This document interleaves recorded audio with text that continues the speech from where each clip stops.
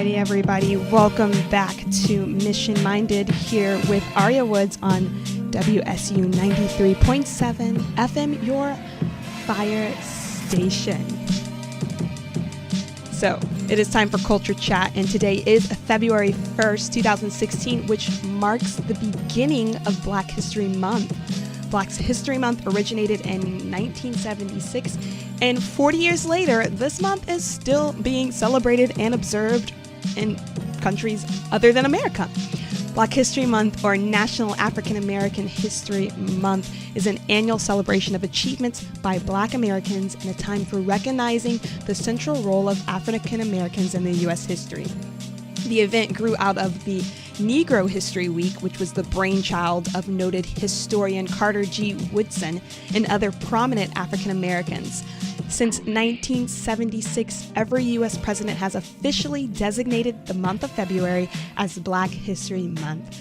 Other countries around the world, including Canada and the United States, also devote a month to celebrating Black history. So a little history making of our own here on Southeastern's campus. There is a new department and group called Diversity and Inclusion on campus this year. The department is working toward educating students as well as providing outlets for students to discuss topics that are happening in the news around the world and in America that involve around just diversity and inclusion. A huge shout out to Cassandra Dorssaint, who is a student at Southeastern University. She created and molded and leads diversity inclusion, which they coined as D&I, in many ways. She is also a part of the women's ministry on campus, co-leader of an event called Dating, Sex, and Relationship, as well as my phenomenal roommate.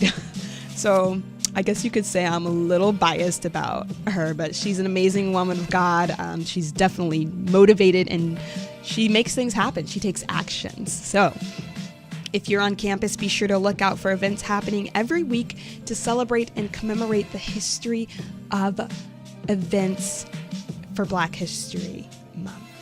So on to this next segment of Culture Chat. I too wanted to dive into this educational presence that Black History Month has and just give you guys some quick facts about things that happened in Black history on this date, so February 1st.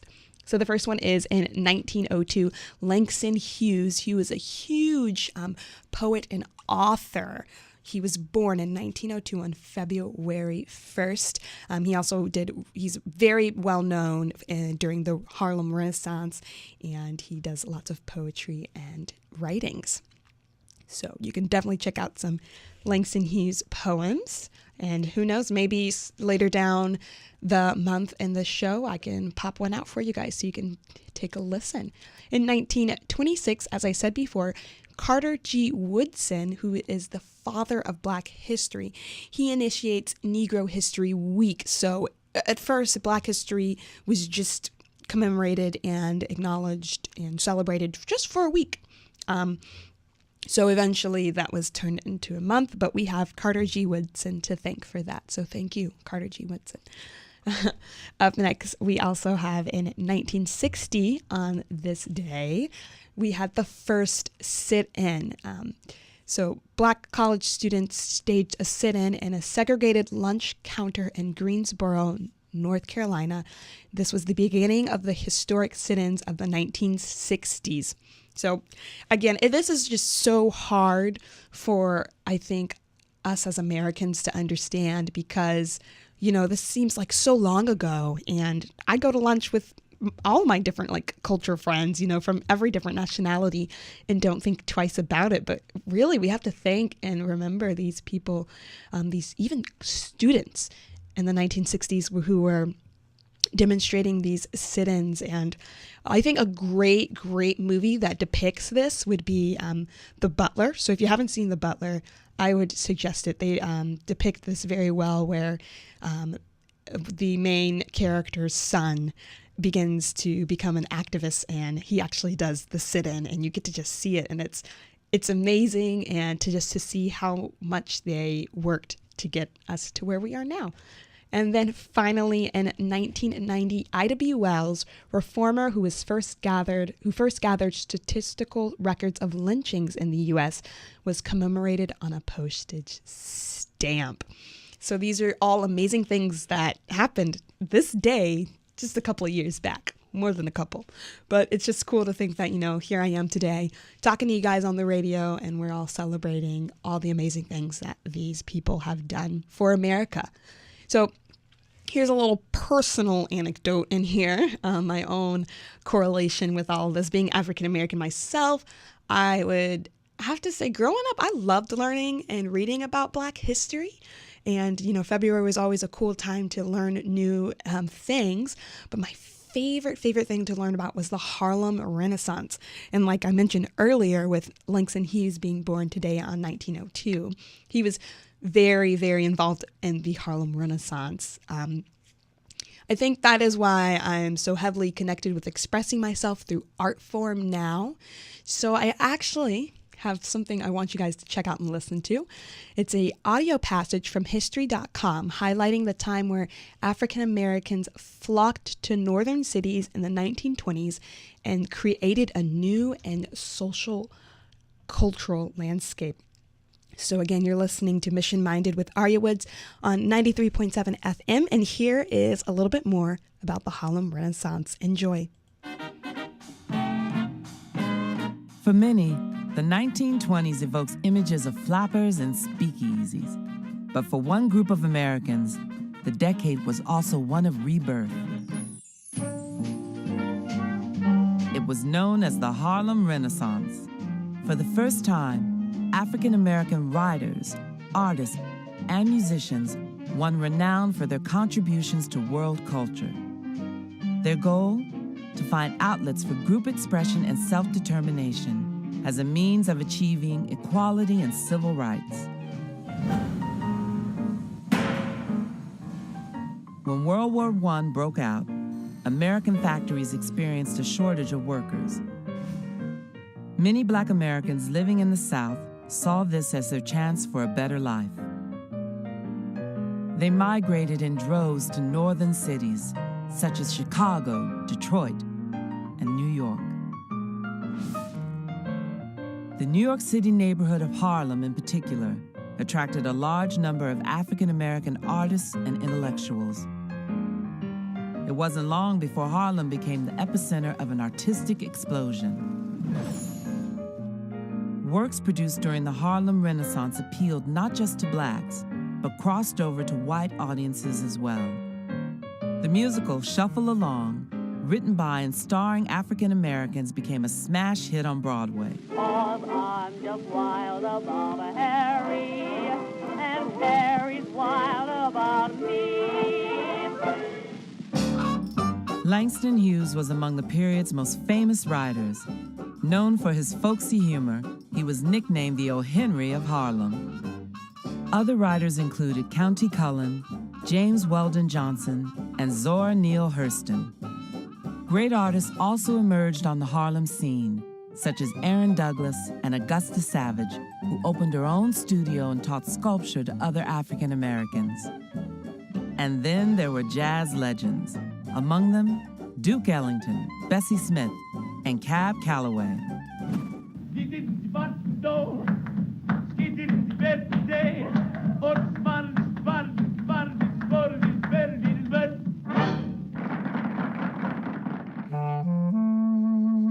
After the stock market crashed in 1929, the country fell into the Great Depression, and the Harlem Renaissance began to fade. But by then, the movement had already forged a path for future generations and ushered in a new era in American culture and politics. So again, I hope you enjoyed that little excerpt on the Harlem Renaissance. So as we wrap up today's Culture Chat, I hope you enjoyed your first taste of Black History Month here on Mission Minded. Bad savings idea. With Arya Woods. Stay tuned into WSU 93.7 FM for Destination Spotlight coming up after this break. Now here we have SU Worship, Where My Heart Is Free. Alrighty, everybody, welcome back to Mission Minded here with Aria Woods. This is WSU 93.7 FM, your fire station, and we have our guests for Destination Spotlight. Hello, everybody. Yeah, here she is. Introduce yourself. Hi, guys. My name is Jaritza Rivera, and I am your guest. Yes, she is. And I'm a Southeastern student. I'm sorry. yes, she is. And she also has a show right before mine, actually, too. Yes. So definitely check that out. Yes, it's a fun show. It's very fun. That's all I can say about it right now. And it's in Spanish, so. Oh, yeah, that's a big thing. It's called Fuego Radio. Yep, tune in. It's 9 o'clock, Monday, Wednesday, Friday. Awesome. So I start off all of my questions the same. So for you guys that don't know, she is heading to Spain soon. So why Spain? Why Spain? Oh my goodness, that culture is amazing. I'm a part of a group called HOLA, which stands for Hour of Latin Awakening here on campus, and it's a connection to the Hispanic Student Leadership group. And so we have been planning to go on a few missions trips this year, but Spain was in our hearts because that's our ancestral land. That's where our language came from. And we have a desire in our heart to go out there and to really bring life. And we know that the culture in Spain and in Europe in general is it's a very dry sort of culture when it comes to like spirituality and just in general. I know we have those powerhouses out there that are just bringing in the Spirit of God, but we want to go out there and just be torches, and we want to be spoken to out there because we know we're going to be meeting Jesus out there. Yes. And we're going to learn a lot more probably than we're going to teach. So exactly. I remember when I did my missions trip, the Michael Mutz, the head over Destinations, would always say, you're going across the world, yes, to minister, but also to be ministered to. Yeah. So that'll definitely happen. Oh, for sure. And I think the most exciting part about this missions trip specifically is that it's going to be arts-based. So we're going to use different forms of art and expression, including theater and music and dance, to share the word. And we're going to go into churches, we're going to go into streets and just be really creative. And so it's a very creative team this time, and it's going to be incredible. Yeah. And she was just telling me, actually, before we came on air, that she'll be singing. Yes. this Friday, correct? Yes, at El Calvario Church in Orlando. Yeah, so if you guys are in that area, go support. Please come and support us. We have an incredible team. It's going to be a good time. Super exciting. So is this your first missions trip? This is not my first missions trip. Okay. Last year, I went on my first missions trip. I should say trips. We went to 5 different countries. Wow. Okay. Yeah, definitely trips. It was a trip. We were out there for 5 weeks, and it was sort of like each country each week. And we went to Chile, Uruguay, Paraguay, Argentina, and Bolivia. And each of those countries felt so different. Wow. Probably, even though they're around like the same like nationality, probably culture shocks within those. So different. And there were certain countries that didn't like the other country, their neighboring countries, because they had been fighting for centuries. And we learned a lot of history when we went out there. History trip. We had no idea. We were like, okay. Wow. So out of the 5 countries, do you have a favorite that you got to visit? Definitely. I thought my favorite would be Argentina, and I was surprised to find out my favorite was Uruguay or Uruguay. Wow. It just really captivated my heart, and what's interesting is that was the country that we were most afraid to go to because it's a primarily atheist country. But the church that we stayed at, they were so on fire for the Lord. They were so spirit driven, and I think they had to be because of where they were at. And that it just spoke to me on volumes, and I felt that I had a revelation in Uruguay, and I really understood what God's like fire feels like. It was incredible. It was really eye-opening for me. Wow. So any future missions trips back there for you? Think about leading something? I would love to go. Honestly, I would say Uruguay was my favorite because spiritually, but each country held a treasure. I mean, wow. Paraguay, I had no expectations. You go there, it is the perfect destination for it's everything that your paradise I don't know how to say it, but like the paradise that we all picture, that's Paraguay. It looks wow. like a paradise. It's beautiful. It's beautiful. And I had no clue. I would love to go back. I would love to. That's amazing. I honestly, like, my missions trips have only been up to 3 weeks. So I can't imagine like being away from America for 5 weeks, and not only 5 weeks, but being somewhere else every week. And I'm sure it was times where it was kind of trying with your team, but Yes. Yes, it was. You were right. We learned a lot about each other. right. But now I see, we call each other family.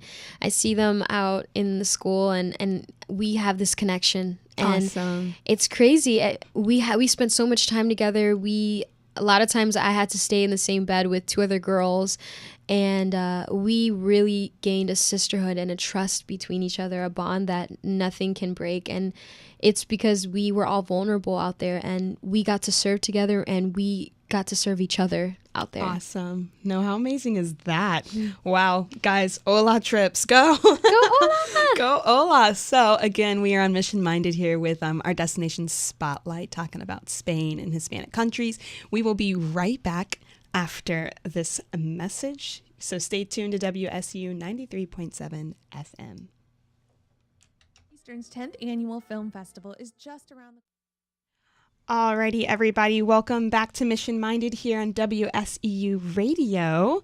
And again, I have Yari here on Hi. our Destination Spotlight. So we kind of just talked about where she was going this year, which was to Spain, and the 5 different countries she was able to go last year. So you talked about how your team was going to minister, heavily involved in the arts. Yes. So are you guys preparing like skits or songs or dances? Yes, I am. I have the honor and the privilege of being the head of theater, and so I'm in charge of creating the skits. Wow. And I say creating, and I mean that lightly because I do take inspiration from others. Of course. I do believe that other people are smarter than me and are a little bit more creative in some areas, but I am working on a skit for Jesus at the Center in Spanish. Oh, wow. Yes, and it's interesting because we get to mix like a mixture of miming and a little bit of dance, and it has to be in a certain way where people know what's happening and there's a story, and it's fun. It's a good time. It's gonna be great. Well, that's amazing. And you speak Spanish. See, So, see. So, how many people are on your team, first off, and then how many of them are Spanish speakers? so far we have 30 people on our team. Wow. It's insane. Okay, getting all of us together in a room is almost impossible. Yes, there are 30 of us on the team. I believe maybe 75% know how. Maybe 75% know how to speak Spanish, and very, very lightly. I mean, maybe 25% know how to speak fluently. So we're taking a group that not everybody knows how to speak Spanish. Right. So there probably will be a little bit of language barriers, but then again, with Yes. those who can translate, like yourself, Oh, yes. you can help everybody out. I think language is so important when visiting a different country, especially if it's something like way beyond. Like for me Yes. in Japan, I'm used to seeing like A, B, C, but over there they have like characters drawn. So I would say They're beautiful. definitely like insane. I'm like, how do they write this? Like they write their papers, but like for going to Spain, you would really want to be able to connect, because I feel like a lot of the times when we minister, the amazing thing that we can do is just build those relationships. So I feel Yes. like when that language barrier is there, it's really hard to build a relationship, much less like minister them and preach about God, because they're like, I don't know what you're saying. But I think it's amazing that you guys at least have, some fluent speakers, and then some people who can at least, keep up and do simple conversations as well. So you don't know Japanese?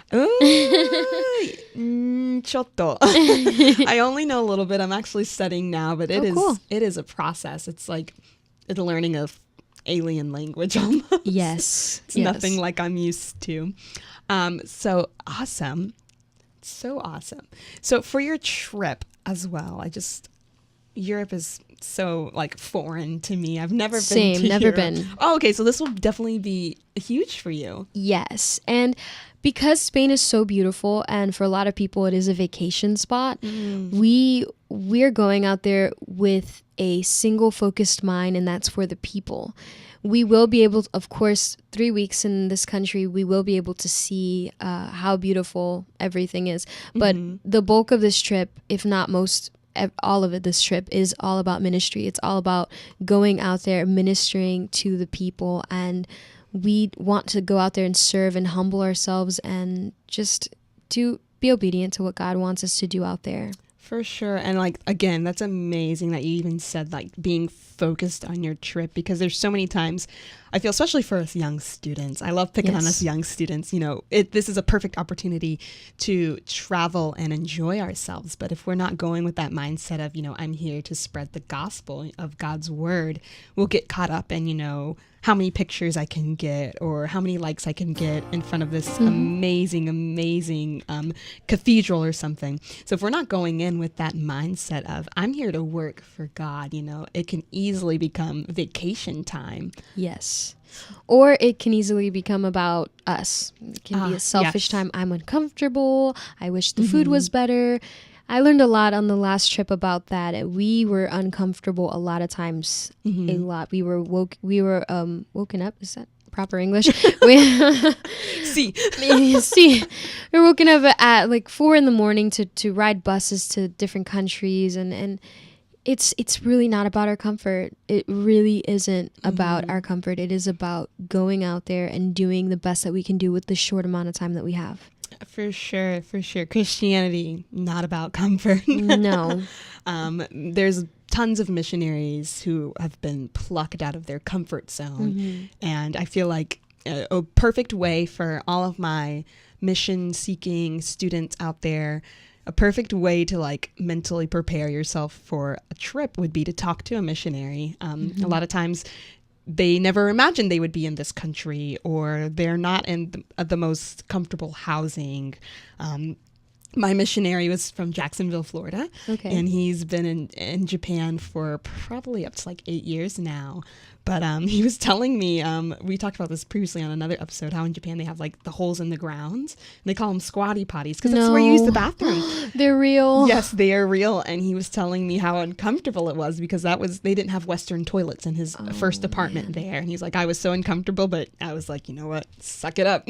I'm not here to use the bathroom comfortably. I'm here That to is a spread new God. level of uncomfort. For sure. Discomfort. All the comforts. So definitely being comfortable. I feel like if you're too comfortable on your trip, you're not stretching yourself enough. Okay. Yeah. And a sense of if you feel too comfortable, I feel like you're not being challenged enough or challenging yourself enough to really step out there. So if that means you're a very comfortable person with people you know, and you stay with the people you know and not like interact or talk with people of the country, then you're not doing what you need to be doing. You've got to step out there on faith for sure. I agree. God has called us to be bold and courageous, and the only way we can do that is trusting that it's going to be all right. And I really believe that God has called us to do that, not only out overseas but here at home. For sure. So for the last couple of minutes, we're going to ask a really fun question. I'm a foodie. Ooh, food. I'm a foodie. So I would love to hear some amazing foods that you got to try out on your last missions trips. Wow. Dulce de leche. They are obsessed. I mean, they as in every country, but Argentina was over the top obsessed with dulce de leche. Dulce de leche is like a caramel. It's basically caramel. And they put it on their bread. They eat it for breakfast, lunch, and dinner. Breakfast, lunch, and dinner. I was like, this is a dessert. What are they doing? They were just putting the caramel on bread and eating it. I mean, a normal breakfast is dulce de leche, a piece of bread, and some coffee. And I was like, okay, it's like their butter. So, wow. And mate was another really interesting. It's a tea, and it's for them. It's more than a tea. It's part of their culture. It's a part of communion and fellowship amongst each other. And it's really interesting because you have to share the straw with everyone. Wow, okay. You share the cup and the straw, and you all drink from the same cup. And I was not afraid. I just did it. Didn't get sick or anything. And That's good. what was the most interesting thing about the mate is in the poorest places that we visited, it was sweeter. So oh, wow, okay. it was really good. That's interesting. Dulce de leche and mate. Yes, very different. Try it, guys, when you go. Yes, please do. Awesome, awesome. Well, Yadi, our time is coming to an end. So I thank you all for listening in on Mission Minded here on WSU 93.7 FM, your fire station. Be sure to tune in this Wednesday for another amazing episode talking about culture, talking about traveling, talking about food. Yes. All the foodies in the house. So again, have an amazing week.